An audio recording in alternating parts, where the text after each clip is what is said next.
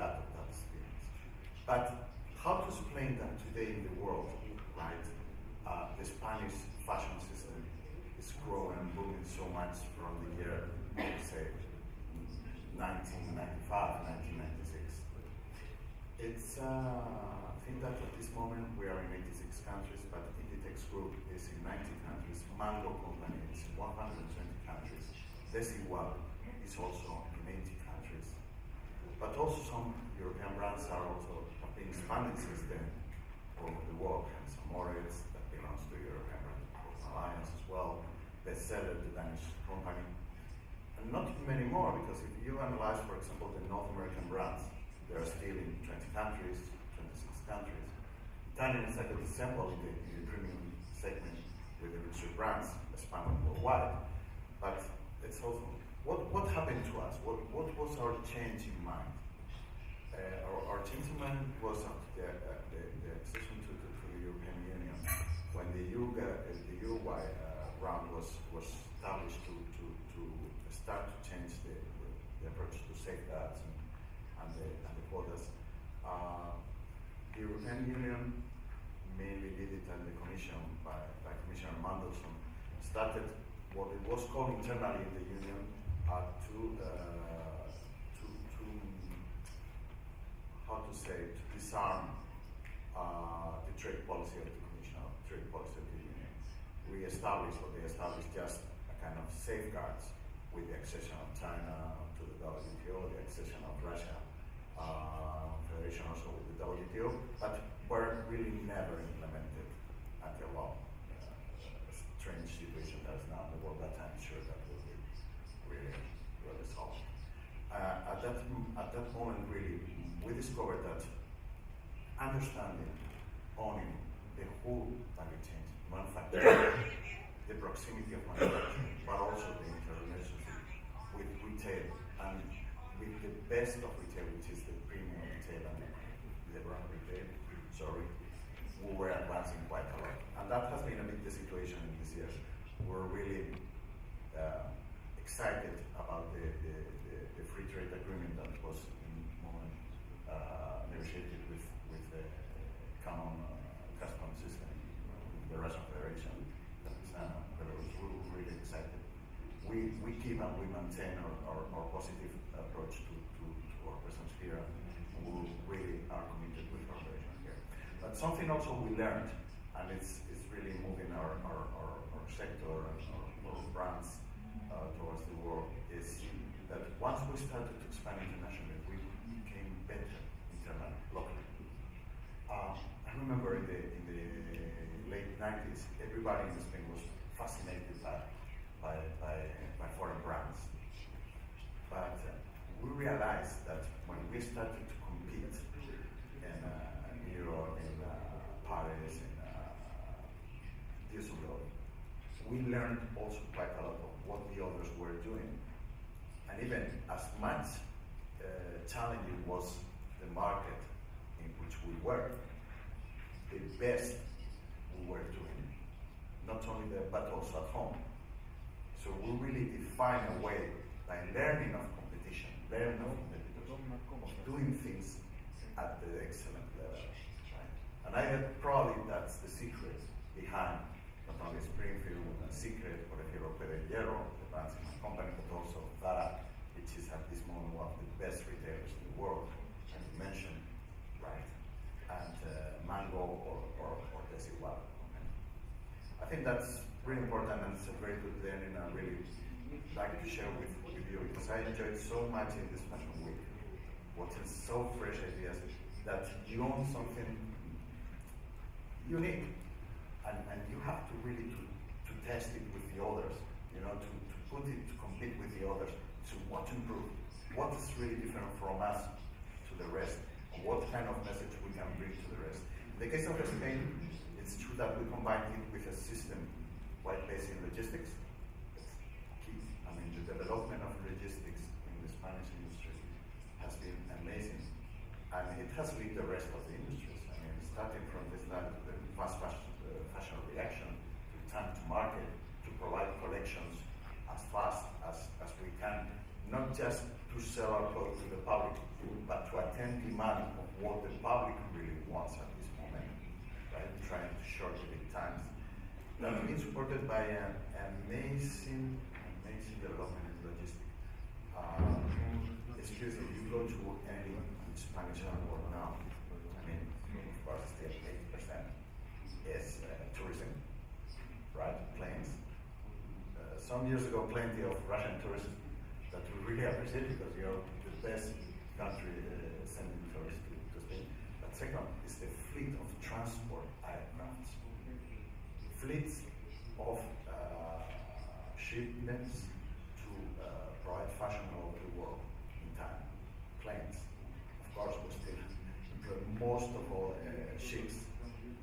But to have this quick reaction is a system which really has been made to boost the aircraft fleets to supply our stores once a week or twice a week even, if it's possible.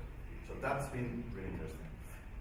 Some other measures that have been maintained in the same direction, it's been the support of the Ministry of Industry and also in the roundtable of the textile is also invited to trade.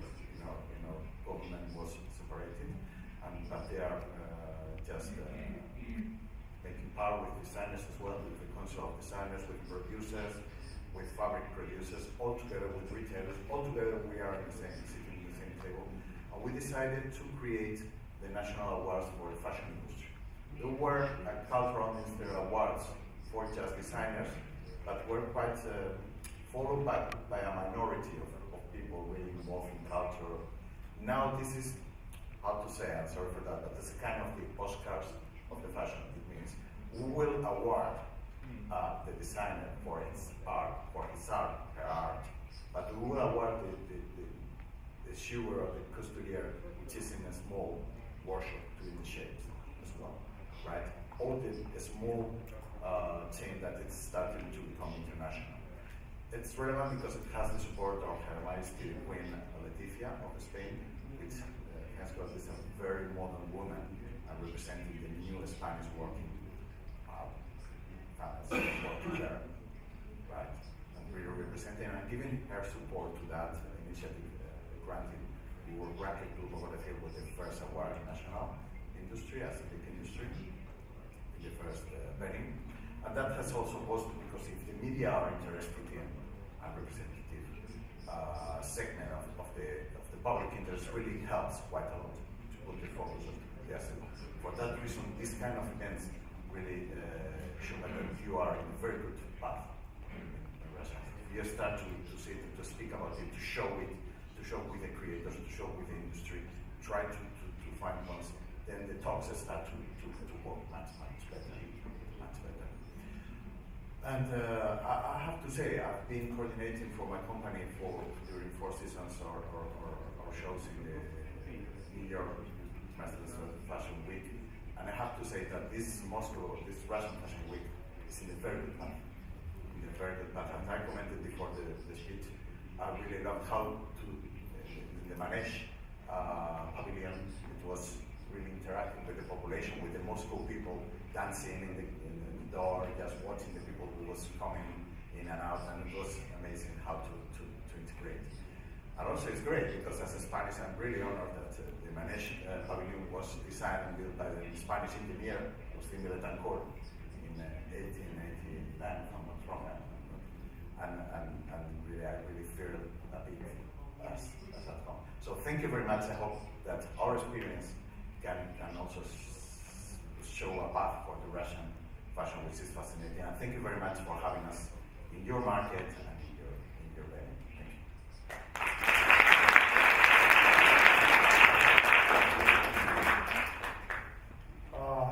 Мне хотелось бы продолжить разговор и продолжить его по поводу контрафактной продукции. Потому что, как я понимаю, все фэшн-индустрии в мире беспокоятся об этом и страдают от этого. У нас в России есть комитет по противодействию, как правильно называется, комиссия по противодействию контрафакту. Хотелось бы понять, каким образом устроено все в Италии, насколько итальянская индустрия страдает от подделок и от, если проблемы нелегального ввоза. Потом я попросил Леонидовича комментировать вопрос.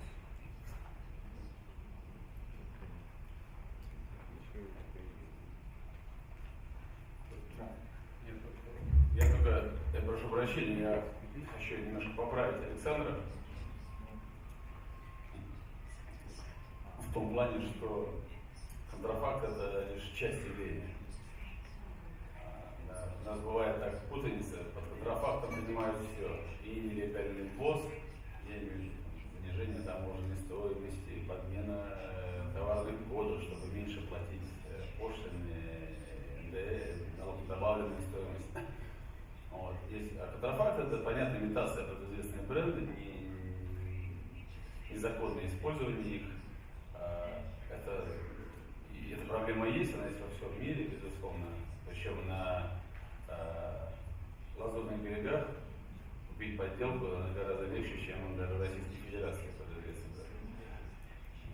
И есть проблема фальсификата, да, когда вводится в заблуждение потребитель о качествах продукции, которая ему предлагается. Поэтому я бы так расширил вопрос контрафакта. Он в первую очередь, конечно, безусловно, интересует в большей степени правообладателя. А также вопрос нелегального ввоза продукции из других государств. Для России это большая проблема, мы это не скрываем. У нас действительно есть комиссия, созданная по указу президента, в которую входят руководители всех министерств практически и ведомств Российской Федерации, потому что нелегальный ввоз продукции, прежде всего из стран Юго-Восточной Азии, он составляет и оборот его на рынке, и производство нелегальное внутри нашей страны составляет по оценкам экспертов от 30 до 40% рынка.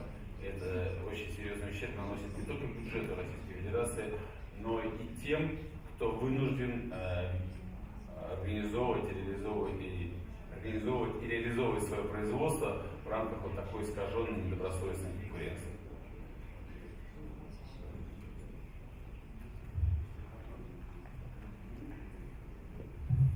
Sì, questo è un problema molto serio per l'Italia, perché l'Italia è un paese appunto dove ci sono tanti brand e la contraffazione incide pesantemente sull'economia di molti di questi brand. Pensate però che il più grande problema viene da internet oggi, cioè è la vendita online che diventa la più incontrollabile. Mentre sul territorio è a volte abbastanza semplice distinguere il prodotto contraffatto, non sempre, ma a volte sì, online è quasi impossibile.